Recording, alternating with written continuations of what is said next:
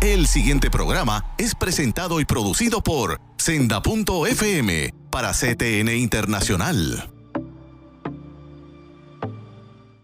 Buenas noches, bienvenido a tu programa Derecho y Palabra.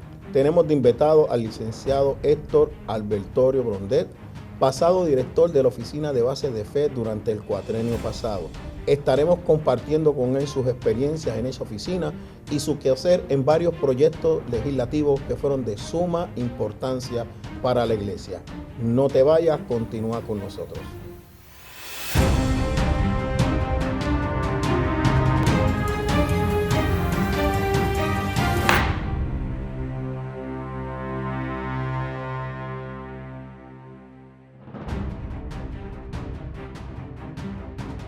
Buenas noches, bienvenidos aquí de vuelta a tu programa Derecho y Palabra. Tenemos esta noche de invitado al licenciado Héctor Albertorio Blondet. Albertorio, como mejor lo conocemos, fue director de la Oficina de Base de Fe durante el cuatrenio pasado. En un momento determinado, esto es un comentario mío, ¿verdad? No tienes que compartirlo, pero se decía si Héctor tenía los quilates para estar sentado en esa silla. Yo decía, bueno, el que lo sentó fue Dios y Dios nunca sienta a nadie que esté preparado. Pero entonces Dios respalda a Héctor Albertorio. Yo creo que es el primer funcionario de una oficina de base de fe que sobrevive 3 gobernadores y llegó hasta el final, al último momento. ¿Estoy correcto, Héctor? Casi correcto, licenciado Gaut, y a toda la audiencia. Para mí es un inmenso placer estar en este programa y con mi gran amigo, el licenciado Juan M. Gaut. Gaut, de verdad que estás casi correcto. Y la razón por la cual estás casi correcto es que hay un tecnicismo. Y sabes que el gobernador, el actual gobernador Pedro Pierluisi, estuvo un término de 4 días, sí. Pero después el tribunal entonces determinó que ese término pues no contaba y lo revirtió. Así que podemos decir que sí y que no. O sea, técnicamente fueron 2 gobernadores en un cuatrenio bastante tumultuoso. 2 y un hueco jurídico. Correcto, 2 y un hueco jurídico. Sí, es interesante, quizás el tiempo no nos dé para todo. Queremos estar hablando de una actividad que queremos anunciar para este sábado, pero también queremos compartir con Albertorio sus experiencias en el proceso del cierre de las iglesias cuando el COVID, que fue Héctor el artífice de las órdenes ejecutivas iniciales y de las reuniones, que quizás en este momento sí podamos compartir algunas de las interioridades que en aquel entonces no conocíamos. Miren, este sábado 30 de abril, desde las 9 de la mañana habrá una manifestación en el lado sur del Capitolio en respaldo al proyecto del Senado 693, que es para la ley para proteger a las mujeres y el nacimiento de los bebés. Ahorita le damos el título. Nosotros nos necesitamos allí. Va a estar este servidor como panelista, el licenciado y sacerdote Padre Carlos Pérez, el juez pastor Lucas Escribano y la licenciada Sony Lozada, que fue la redactora del proyecto 950, el cuatrenio anterior que llegó hasta la fortaleza. Nosotros necesitamos que ustedes estén allí, den una manifestación, ¿verdad?, de que este pueblo cree en la vida y no cree en la muerte, y que creemos que nuestros niños tienen que ser protegidos desde el vientre de la madre. Quizá en el programa tendremos que usar unos términos jurídicos, pero yo por lo menos creo que ya es una persona desde el primer momento de la concepción. No creemos en el aborto, queremos ser enfáticos que en su momento en el programa tendremos que presentar unas cuestiones legales, pero no creemos en el aborto. Definitivamente, y exhorto a todos los que nos están escuchando a que se den cita el día 30 de abril, sábado 30 de abril. Y como bien dice el licenciado Gau, tenemos que dar nuestra voz a conocer y que sepan que ya todo el mundo lo sabe, y yo creo que ha sido vasto conocido, que todas las opiniones, todos los sondeos que han salido favorecen abrumadoramente este proyecto. Así que definitivamente yo creo que el pueblo de Puerto Rico entiende lo que está en juego y sabe a ciencia cierta qué es lo que está pasando. Y estoy convencido de que ese día estos panelistas son mis grandes amigos y sé que son unas mentes jurídicas privilegiadas. No lo digo porque el licenciado está aquí, sino porque he tenido el placer y el honor de compartir con ellos en la palestra jurídica, y definitivamente lo que va a haber allí es caviar de lo que verdaderamente significa el derecho en cuanto al nasciturus, en cuanto a la persona por nacer, y como bien dice el licenciado, nosotros lo defendemos desde su concepción. Así que desen cita el día 30 de abril. Bueno, los esperamos allí. Todo es por la gracia y la misericordia de Dios, quien en nuestra neblina intelectual nos da luz para que podamos hablar son momentos bien hostiles, momentos de mucha opresión. Nosotros necesitamos también sus oraciones. Albertorio, pero cuéntanos un poco de tu experiencia desde el punto de vista de los proyectos de ley que te llegaron allí. Entiendo que bregaste con el proyecto de iglesias escuelas. Así es. Bregaste con el Código Civil, que fue sumamente difícil para nosotros los abogados, fuimos bien malentendidos. Bregaste con el proyecto de libertad religiosa y bregaste con un proyecto relacionado al aborto de la senadora Naida Venegas, que fue la redactora fue la licenciada Sony Lozada. Yo creo ¿cómo les puedo decir esto? Y nos reímos, ¿verdad? Porque es que el cuatrenio pasado fue un cuatrenio bien atípico, anómalo, especial en muchas cosas. Sin duda alguna, y voy a establecer este planteamiento con virtudes y defectos. Yo creo que el cuatrenio pasado fue uno de los cuatrenios, si no quizás el más, donde se presentaron proyectos y se presentaron iniciativas de envergadura para la iglesia y la protección de la libertad religiosa. Tanto el Ejecutivo como el Legislativo defendieron muchísimo la libertad religiosa. Ahora bien, claro, también tenemos entonces el planteamiento de si el Ejecutivo y el Legislativo presentaron o permitieron que se presentaran proyectos e iniciativas a favor del sector de la comunidad LGBT que pudiera incidir en las libertades religiosas que tanto estaban defendiendo. Así que claramente eso es una materia de debate, pero el punto que quiero llevar es que sí se presentaron, como bien dijiste, se presentaron un sinnúmero de proyectos que en todos ellos había una protección a la libertad religiosa. Como recordarán, el proyecto de la reforma educativa definitivamente se trabajó, se luchó y hay unas protecciones a el derecho de los padres, el derecho fundamental de los padres. Recuerdo que el proyecto de reforma educativa era secularizado, sacaba por completo el concepto religioso de nuestro sistema de derecho y que eso se batalló, que bajó el caso de Trini, y ahí tú tuviste mucho que ver, que no se le querían dar servicios a las iglesias y bajó ese caso. Y tú tuviste en Fortaleza cuando se trabajó para que no se le denegaran un servicio a las iglesias. Yo recuerdo, y lo voy a contar a manera de anécdota, recuerdo el día que estaba escuchando la entrevista de radio en una emisora secular y escuché en aquel entonces el que estaba dirigiendo esa división de las escuelas Alianza. Sí. Y recuerdo cuando estoy escuchando la entrevista y de momento dice eso que las iglesias escuelas y las escuelas religiosas no cualifican para eso. Yo escuché y yo decía, pues, ¿y aquí qué pasó? Y estábamos en un pleito en ese momento. Claro. Estábamos en un pleito judicial. Y mi oficina, recuerdo en la Fortaleza, mi oficina estaba en el tercer piso del edificio de pabellones. Y bajo, así mismo me levanto y salgo como un resorte y voy a la oficina del secretario de Asuntos Públicos, en aquel entonces el licenciado Ramón Rosario. Y entonces estaba todo el equipo de trabajo y allí nos sentamos y empezamos a dialogar y a debatir esto y empezamos a sacar todos los casos, y empezamos a sacar el caso de Trinity y entramos en un debate intenso y al final del camino recuerdo cuando uno de los compañeros se vira y dice...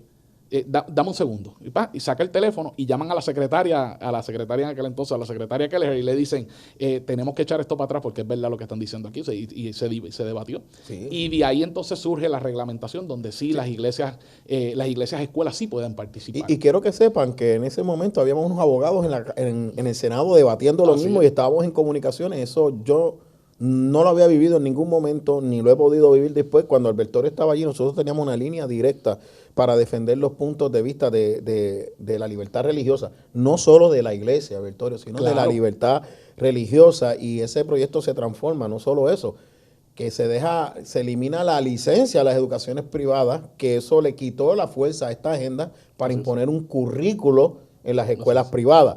Pero dando un brinco grande, porque son muchas cosas. A veces uno piensa que media hora es bueno y dice, oye, deberíamos tener la hora, porque ahora que nos sentamos uno se da cuenta de las muchas batallas que hubo. Yo recuerdo la firma en Fortaleza de la Ley Iglesias Escuelas, que fue una celebración. Así es. Creo que es una de las leyes más completas que se ha hecho en el área educativa, y tú tuviste mucho que ver en eso. Ahí se reconoció también a la familia Cortés. A la familia Cortés. Los propulsores, los patriarcas de ese proyecto, y definitivamente fue un momento de regocijo. Y sí, tuve un momento donde tuve que asumir hasta la posición de asesor legislativo. Hubo un momento donde hubo un tranque en el mismo caucus de nosotros, ¿verdad? En mi caso, del Partido Nuevo Progresista. Yo estaba en Florida cuando eso. Y cuando se tranca la situación con una disposición que querían enmendar, me llaman a Fortaleza y me dicen, te necesitamos aquí. Yo recuerdo que salí directo para el Capitolio, yo no tenía corbata puesta en ese momento, me meten en la oficina del sargento de armas, me ponen una corbata que era más larga, me llegaba a la rodilla. Y no combinaba probablemente. Y no combinaba, la amarré y yo decía, vamos para adentro.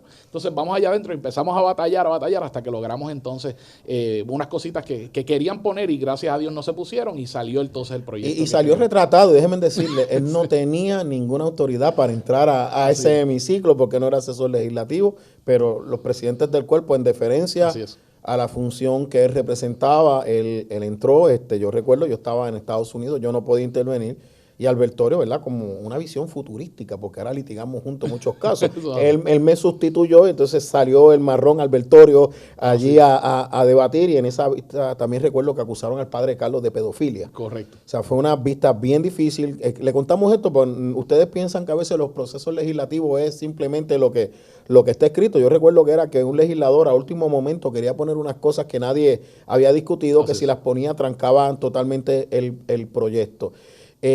Eso fue en cuanto a algunas legislaciones. Ya en la próxima sesión vamos a entrar de lleno en la experiencia de Héctor Albertorio en el proyecto 950, que fue un proyecto de aborto sumamente difícil. El proceso legislativo, hubo agresiones, hubo motines, hubo lucha fuerte, pero cuando sale de la legislatura se mueve a Fortaleza, y Albertorio participó tanto desde el proceso de la legislatura, en un momento que la autora del proyecto, la senadora Naida Venegas, no tenía ninguna relación con la Fortaleza por unos incidentes que hubo entre la primera dama y la senadora, que hubo que restaurar ese proceso, y fueron los hombres quienes se convirtieron en mediadores para que el proyecto llegara a Fortaleza. Así como lo oye, fuimos los hombres los que rescatamos el proyecto del aborto, y uno de esos hombres fue el licenciado Albertorio. Nos vemos entonces en nuestra próxima sesión.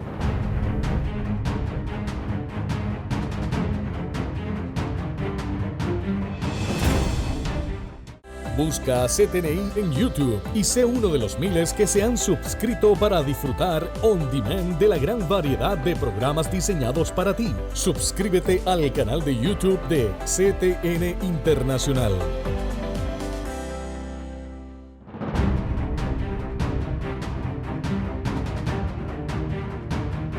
Buenas noches, continuamos en tu programa Derecho y Palabra con el licenciado Albertorio. Estaremos hablando ahora de un proyecto que tenemos muchas anécdotas. No sé si el tiempo nos dé entrar en lo jurídico, pero es que queremos, ¿verdad? El programa va dirigido para que ustedes vean cómo es la vida de las personas cristianas dentro de la política, y que quizás podamos entender un poquito mejor las cosas que se suceden, porque aquí fuera del aire tenemos un montón de anécdotas que tenemos que llevarnos a la tumba, porque si se saben, hoy nos reímos, pero en aquel entonces se nos subió la presión o tuvimos que irnos a tomar agua porque sale el viejo hombre colérico, y nuestro trabajo era moderar. Y quiero decirle, ¿verdad?, sin ningún concepto feminista ni machista, que cuando dos mujeres se enojan es bien difícil que se reconcilien entre ellas, y Albertorio a mí nos tocó en este proyecto 950 hilar bien finito para que llegara hasta Fortaleza.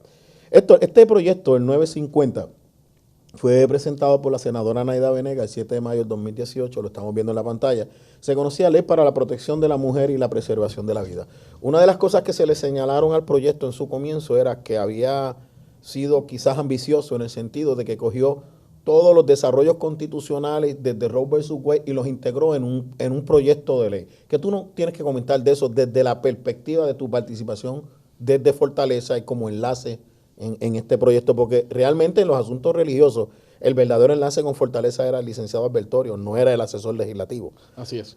Definitivamente, concurro 100% con esa apreciación de lo que estás diciendo, de qué era lo que trataba de hacer el proyecto 950. Aunque lo hable, los que llevamos mucho tiempo batallando en estas lides sabemos que muchas de estas cosas tenemos que ir obteniendo pequeñas victorias hasta lograr obtener, ¿verdad?, lo que queremos. En esta situación, lo que sucedió fue, y puedo entenderlo, estamos hablando de un ejecutivo que se demostró ser bien pro familia, pro iglesia, pro valores, un legislativo que se demostró de la misma manera y por lo tanto se presenta un proyecto y como bien dices, donde se trató de atender 40 años de inacción legislativa en Puerto Rico, porque en Puerto Rico lo último que se habló jurídicamente del aborto es el caso de Pueblo versus Duarte. Entonces estamos hablando de una completa inacción. Y fue un caso criminal. Y fue un caso criminal. Estamos hablando de una completa inacción en términos del aborto desde Roe versus Wade hasta el día de hoy. Déjeme decirle que Roe versus Wade es del 1973 y que en Puerto Rico civilmente nunca se ha legislado en cuanto al aborto. Lo que hay es un reglamento y dos casos criminales, Pueblo versus Duarte y Pueblo versus Nahul, que se discutieron desde el contexto del derecho penal. O sea, y no hubo convicción, fue revocado por el Tribunal Supremo, si mi recuerdo no me falla. Definitivamente. Y entonces aquí lo que estamos viendo es esa batalla también, tenemos que integrar la batalla de un movimiento conservador en diferentes estados de la nación, de una administración federal completamente pro valores, pro principios, en contra del aborto, donde todo se estaba integrando. Entonces tenemos ahí ese choque político, donde uno ve quizás un ejecutivo que quiere demostrar ser un poco más moderado. Lo mismo pasa con el legislativo. En unas cosas quería ser bien conservador, pero en otras cosas se veía más moderado. Y tienes un gobierno federal que es bien conservador. Empieza la batalla de si el proyecto abarcaba demasiado, si el proyecto tocaba demasiados temas, que eso va a crear una crisis social, porque entonces está atentando contra lo que se conoce, un sector de la política conoce como si eso fuera healthcare. Cuando nosotros, por lo menos nosotros sabemos que el aborto no es healthcare o no es un tratamiento de salud. El aborto es una decisión que tomaste y para nosotros, ¿verdad? Es matar a la criatura, es matar al bebé. Más sin embargo, pues lo quieren proyectar como si eso fuera cuidado de salud. Sí hay casos donde es cuidado de salud porque puede estar en riesgo la vida de la mamá, en riesgo la vida del naciturus, pero no necesariamente en todos los casos. Ahorita, antes de irnos, les vamos a aclarar lo que es el concepto de naciturus, que es un concepto que se consigue integrar en el Código Civil, producto de esta discusión que fue uno de los adelantos más grandes en el derecho puertorriqueño, una figura jurídica totalmente nueva en Puerto Rico, que es el fundamento para el proyecto de ley que se está radicando ahora sobre el aborto. Alberto, yo recuerdo una reunión que tú nos propiciaste en Fortaleza, que el asesor legislativo de la Fortaleza decía que el caso que aplicaba era Roe versus Wade. Y yo recuerdo que yo me volteé y le dije, usted está equivocado, es Planned Parenthood versus Casey, y él se molestó y se fue. Yo creo que uno de los grandes adelantos que provocó el 950 fue que en Puerto Rico se rompiera el mito que la jurisprudencia era Roe versus Wade. Correcto. Y creo que en Fortaleza tú tuviste que bregar con eso, de la misma manera que tuviste que bregar con el concepto de que la ley federal religiosa aplicaba en Puerto Rico, que también decían en Fortaleza los abogados que no. O sea, que tú tuviste un problema con una serie de abogados. Correcto. Que decían cosas que no eran muy correctas. Para decirlo bonito, ¿verdad? Sí, sí. Porque son compañeros de nosotros en el proceso, ellos defienden otros intereses, no tienen los mismos conceptos de nosotros de cómo presentar el derecho, pero son abogados. Y sabes que, para y no eran enemigos personales. No. Y como lo hemos discutido, sabes que una de las deficiencias que hay en las escuelas de derecho, en los cursos de educación jurídica continua, es que no tocan el tema de la libertad religiosa. No tocan el tema de la libertad religiosa. Por lo tanto, esa progenie de la libertad religiosa, ni el aborto, más los cambios que han surgido en el Tribunal Supremo, eso no se toca. Por lo tanto, los abogados que no estudiamos eso de lleno se quedan cortos, se quedan llanitos. Y entonces cuando vamos a tocar temas de envergadura, ellos dicen no, porque entonces normalmente utilizan los mismos casos. Aleluya. Me sacan Lemon versus Kurtzman o me sacan... Aleluya, no Exploit Smith. Correcto. Entonces uno queda acá con dolor de pecho y uno dice, Dios mío, eso no es. Pero... No, entonces uno tiene que volver a explicar lo que ya uno está cansado de explicar, pero que los medios de comunicación no cubren. ¿Cómo tú...? Porque yo me fui, pero tú te quedaste en el debate allí, porque yo recuerdo que la posición del gobernador luego de esa reunión cambia y dice, reconoce que es Parenthood versus Casey. Correcto. Yo quiero decir algo aquí, ¿verdad? Yo no me voy a los personalismos nunca en la política. En cuanto a proceso legislativo, nosotros obtuvimos mucho más legislación que los otros sectores anti-libertad religiosa. O sea, quizás podremos hacer algunas diferencias de criterio, pero nosotros en su momento establecimos, al acabar las elecciones con los grupos, ¿verdad?, que estamos en esto, toda la legislación y todo lo que se logró durante el cuatrenio pasado, que es lo que estamos utilizando hoy en día. Pero explícanos cómo fue ese debate allí de Parent Hood versus Casey, porque yo me fui, yo dejé el gallinero montado y tú te quedaste. Sí, se forma el debate, pero entonces comienzan a entender que la situación no es como lo estaban planteando. Y de ahí es que el legislativo, si recuerdan, el proyecto 950 se lo lleva el presidente del Senado, Tomás Rivera Chats, para a la Comisión Federal. Correcto, de Asuntos Federales. Y allá sufre una serie de enmiendas. Y tengo que decir que las enmiendas, cuando fueron presentadas a la Fortaleza, las enmiendas que surgen de la comisión, Fortaleza lo ve con buenos ojos. Y de ahí entonces comienza otro proceso de debate y otro diálogo. ¿Qué pasa? La información también tenemos que, y es importante señalar, tenemos que recordar que había una lucha de poderes en ese momento entre la figura del presidente del Senado en aquel entonces y el gobernador. Había una lucha. Por lo tanto, habían unos temas que, aunque estaban los dos de acuerdo, obviamente con la lucha de poder, pues uno no quiere ceder, uno no quería ceder y el otro tampoco, y seguía la lucha y se toma de rehén cosas que nosotros... Y unos asesores respondemos al Senado y otros asesores responden a Fortaleza. Correcto. Y dentro de ese balance de poderes se llegaron a unos consensos muy difíciles de llegar. De ahí surge si no me equivoco, era la marcha, la manifestación. Tuvimos unas reuniones previas. Sí. En aquel entonces tuvimos reuniones con el secretario de la Gobernación, tuvimos reuniones donde ya se estaba discutiendo el tema de una posible firma del 950 según salía de la comisión. ¿Y cómo salía? El proyecto abarcaba 3 aspectos principales. Número 1, el consentimiento informado para los menores, el consentimiento de los padres cuando es una menor quien se quiera hacer el aborto. Número 2, lo de, si no me equivoco, había que establecer lo del sonograma. Había que poner el sonograma. Y número 3, había que dar entonces un periodo de tiempo e informar las posibilidades o la oportunidad de poder dar a esa criatura en adopción. Así que también estaba lo del consentimiento informado que correcto. Se bregaba. Era más enfocado. Eran más o menos 4 o 5 asuntos. Era más porque enfocado eran como 15 lo que se estaban planteando. Y este proyecto salió más enfocado en menores. Salió más enfocado en menores. Y había bastante consenso en la Fortaleza. Surge que hubo una manifestación donde tuvimos unos diálogos con el grupo que estaba llevando a cabo la manifestación a favor del 950. Se hace la manifestación frente a la Fortaleza. El gobernador en ese entonces estaba de viaje en Nueva York. El secretario de la Gobernación en aquel entonces estaba fuera de la Fortaleza, tenía unas reuniones en el área oeste de la isla. Así que me tocó a mí y al asesor legislativo en aquel entonces atender la situación. Ya nosotros habíamos llegado a unos entendimientos y estaba todo. Íbamos a recibir el insumo y decirle, mire, nosotros vamos por esta línea, explicarle por dónde iba la situación y cómo el gobernador lo estaba viendo. En ese momento, lamentablemente, los coordinadores del evento determinaron que no se iban a reunir con nosotros. Entendían que estos asesores, pues que ellos querían hablar directamente con el gobernador. Así que surgió una batalla de las que tú sabes que en ese momento... De las que no puedo dar mucho detalle. No vamos a entrar en mucho detalle de que si el gobernador sí estaba, pero tuve que presentar evidencia de un pasaje de que había llegado a las 4 de la tarde. Y cambios de portavoces en el equipo, que iba a negociar, que también se tuvo que rehacer. Así es. Que ahí tú y yo tuvimos que participar compartiendo unos listados iniciales que de repente habían cambiado. La lucha de poder, mi gente, no era solamente en el sector político, y esto yo asumo mi responsabilidad. La lucha de poderes también fue dentro del sector religioso. Así es. Que hubo personas que entraron a la lucha a último momento y para mí, ¿verdad? Sin decir nombre, porque ya lo he hablado, yo me caracterizo, y tú lo sabes, de lo que tengo que decir lo digo, de que entraron en un momento determinado con unas presiones que ya se habían resuelto y asesores como yo quedamos fuera. Y cuando logramos entrar, ya el diálogo estaba colapsado. Correcto. Yo asumo la responsabilidad, no lo tienes que decir. No te preocupes. De ahí surge también entonces la pelea, donde hay un issue en la legislatura, que ese no es el proyecto que ellos querían. Entonces, estamos hablando de 2 tranques fundamentales cuando había un proyecto ya aprobado. Porque estamos hablando de que iban a aprobar el proyecto en la legislatura y el gobernador lo iba a firmar.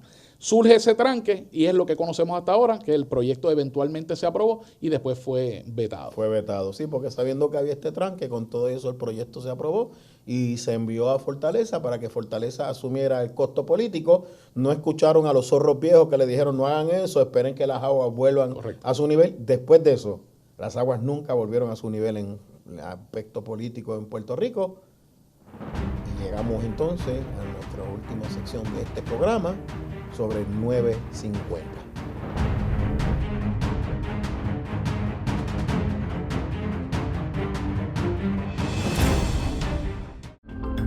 evitar la propagación y el contagio del COVID-19, debemos seguir los protocolos establecidos. Debemos continuar lavándonos las manos con agua y jabón durante 20 segundos. Usar hand sanitizer. Utilizar mascarillas. Guardar por lo menos 6 pies de distancia entre personas. Sanitizar superficies regularmente, además de los zapatos y accesorios. Hazlo por tu bien y el de tu familia.